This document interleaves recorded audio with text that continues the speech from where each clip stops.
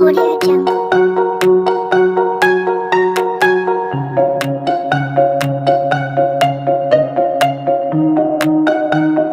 Audio Jungle. Audio Jungle.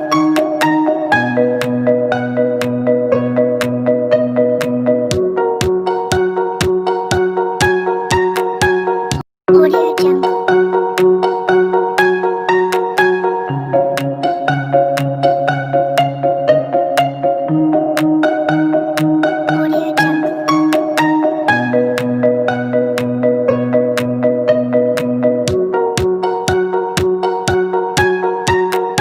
Audio Jungle.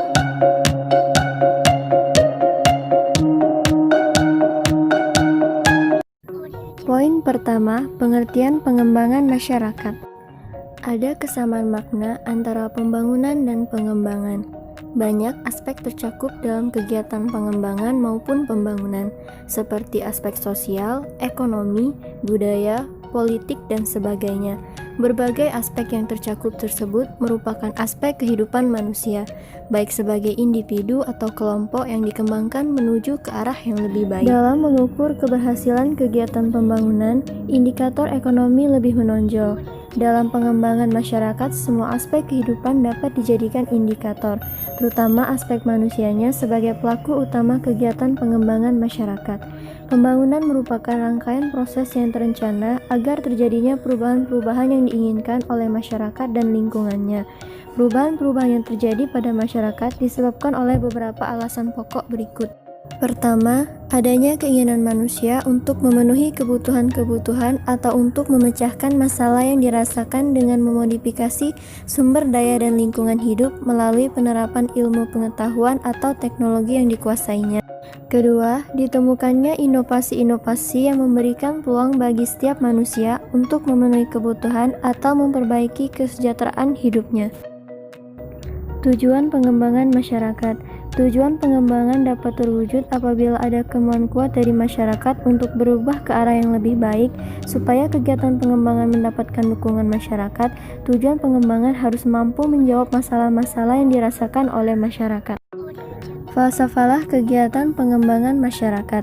Beberapa falsafah yang dapat diikuti dalam kegiatan pengembangan masyarakat antara lain yaitu bekerja berdasarkan kebutuhan yang dirasakan oleh masyarakat ingin terbebas dari kemiskinan dan penderitaan, penghargaan terhadap nilai-nilai sosial dalam masyarakat sebagai sumber daya yang potensial, serta program pengembangan masyarakat.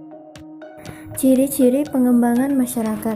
1. Memiliki tujuan yang ingin dicapai. 2. Memiliki wadah kegiatan yang terorganisir. 3. Kegiatan yang dilakukan terencana, berlanjut dan sesuai dengan kebutuhan, serta ketersediaan sumber daya setempat. 4. Ada tindakan bersama dan keterpaduan dari berbagai aspek yang terkait. 5. Ada perubahan sikap pada masyarakat sasaran selama tahap-tahap pengembangan. Pengembangan kelembagaan. Pengembangan kelembagaan sering dipadankan dengan pembinaan kelembagaan. Pengembangan kelembagaan merupakan proses untuk memperbaiki kemampuan lembaga guna mengefektifkan penggunaan SDM dengan ketersediaan dana yang terbatas. Isu-isu dalam pengembangan masyarakat. 1. Masalah keberlangsungan yang dipengaruhi oleh beberapa faktor. Pertama, faktor sosial. 2. Faktor kelembagaan. 3. Faktor ekonomi. 4. Faktor keuangan. Dan 5. Faktor lingkungan. 2. Pengentasan kemiskinan. Kemiskinan manusia ada di mana-mana, termasuk Indonesia. Permasalahan mendasar dalam pembangunan masyarakat Indonesia adalah adanya kemiskinan yang struktural. 3. Ketimpangan hubungan sosial yang meliputi A. Kelompok dan kelas sosial. B. Hubungan-hubungan kekuasaan. C. Hubungan-hubungan gender. D. Hubungan-hubungan etnik. E. Tokoh-tokoh penting. Dan yang terakhir, konflik-konflik kepentingan. Yang keempat, pembangunan atau pengembangan sumber daya manusia yang meliputi hak asasi manusia dan kebebasan politik dan demokrasi, serta demilitarisasi. 5. Partisipasi yang meliputi A. Pembangunan yang berpusat pada manusia. B. Pemberdayaan. C. C. Mobilisasi. D. Perencanaan dan evaluasi partisipatoris. E. Tradisi dan praktik budaya. Dan F. Sumbangan uang dan barang.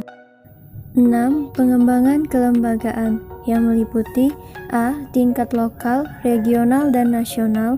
B. Manajemen, pemilihan teknologi, operasi, dan perawatan. C. Kapasitas dan kemampuan. D. Efektivitas dan efisiensi. E. Kelompok atau organisasi formal dan informal. 7. Penyesuaian struktural yang meliputi A. Pasar dan negara. B. Swastanisasi, liberalisasi. C. Perdagangan bukan bantuan. D. Sektor kegiatan formal dan non-formal. E. Intervensi yang ditentukan oleh permintaan. 8. Perlindungan lingkungan yang meliputi A. Tingkat bahaya dan degradasi. B. Dampak lingkungan. C. Manajemen SDA. Dan D. Struktur ruang dan kawasan pemukiman di daerah pedesaan dan perkotaan. Nah, dari penjelasan tadi, kita telah membahas banyak hal tentang pengembangan masyarakat, mulai dari pengertian, tujuan, ciri-ciri, dan isu-isu yang ada dalam pengembangan masyarakat. Selanjutnya, kita juga akan membahas tentang prinsip-prinsip pengembangan masyarakat. Dalam upaya mengembangkan masyarakat, menurut IV 1995, sebaiknya menganut 22 prinsip. Prinsip-prinsip tersebut diantaranya adalah sebagai berikut. 1. Pengembangan terpadu, pengembangan sosial ekonomi, budaya, lingkungan, dan spiritual merupakan aspek penting dalam kehidupan masyarakat. Salah satu dari kelima aspek tersebut harus menjadi pendorong bagi kelima aspek lainnya. 2. Melawan kerugian struktural, bekerja sama dalam mengatasi kerugian yang ditimbulkan oleh faktor kelas, gender, ras atau etnik, umur, ketidakmampuan, dan jenis kelamin. Ketiga, hak asasi manusia. 4. Keberlanjutan. Keberlanjutan merupakan salah satu komponen penting dalam pendekatan ekologis. 5. Pemberdayaan, yaitu menyediakan peluang, pengetahuan, dan keahlian bagi masyarakat supaya mampu partisipasi dalam kehidupan. 6. Personal dan politik. Person dan politik, individu dan struktur, masalah pribadi dan isu publik merupakan unsur pokok dalam pengembangan masyarakat. 7. Kepemilikan masyarakat, ini mencangkup kepemilikan barang dan kepemilikan atas struktur dan proses. 8. Mencari jalan keluar sendiri. Masyarakat harus mencari pemanfaatan sumber daya yang dimilikinya. Jangan lebih tergantung pada dukungan dari luar yang berupa bantuan finansial, teknis, maupun sumber daya lainnya. 9. Kemandirian. Akan lebih baik jika masyarakat mampu melakukan pembangunan secara mandiri. 10. Tujuan jangka menengah dan visi yang jelas. 11. Pengembangan organik, yaitu salah satu penghargaan dan nilai dalam masyarakat dapat dipacu untuk berkembang dengan cara yang unik melalui pemahaman terhadap hubungan yang kompleks antara masyarakat dan lingkungannya. 12. Pengembangan bertahap. 13. Keahlian eksternal. 14. Pembangunan komunitas. Semua pengembangan masyarakat harus bertujuan membangun komunitasnya. 15. Proses dan hasil. Penekanan dalam proses dan hasil menjadi isu penting dalam pekerjaan masyarakat. 16. Keutuhan atau keterpaduan. Proses. 17. Tanpa kekerasan. 18. Inklusif, yaitu merupakan bagian dari tanpa kekerasan. 19. Konsensus. 20. Kerjasama. 21. Partisipasi, yaitu melibatkan semua anggota masyarakat dalam semua kegiatan. Dan yang terakhir yaitu pembatasan kebutuhan. Sebagai penutup pembahasan mengenai pengembangan masyarakat, maka untuk pembahasan terakhir, kami akan membahas tentang agen perubahan dalam pengembangan masyarakat.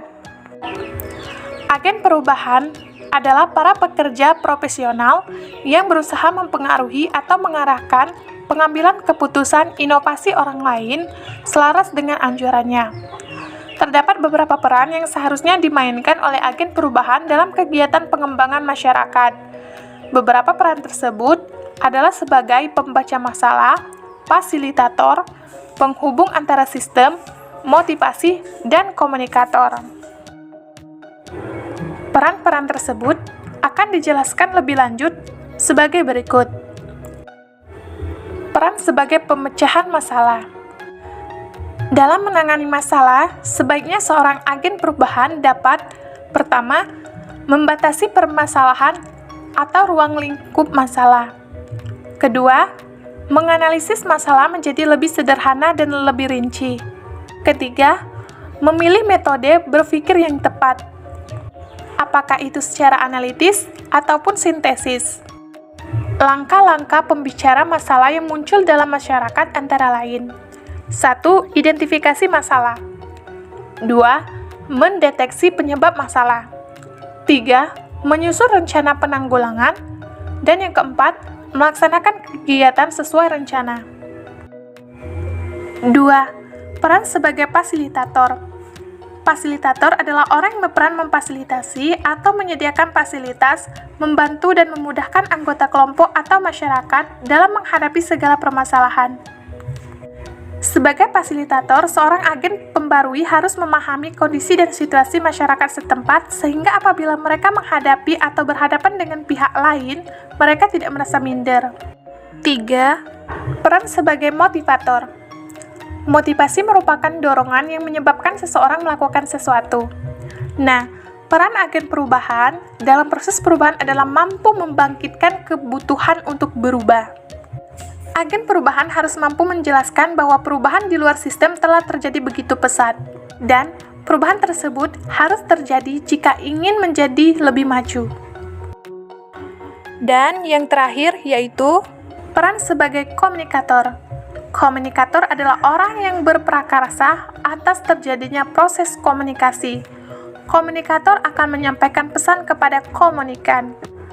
Agen pembarui harus mampu menjadi filter pesan pembangunan, atau dengan kata lain, agen perubahan harus menyeleksi pesan yang ingin disampaikan kepada masyarakat, karena pesan pembangunan harus memenuhi kriteria layak sebagai pesan pembangunan.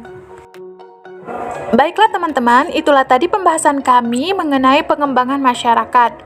Terima kasih. Wassalamualaikum warahmatullahi wabarakatuh. Audio Jungle.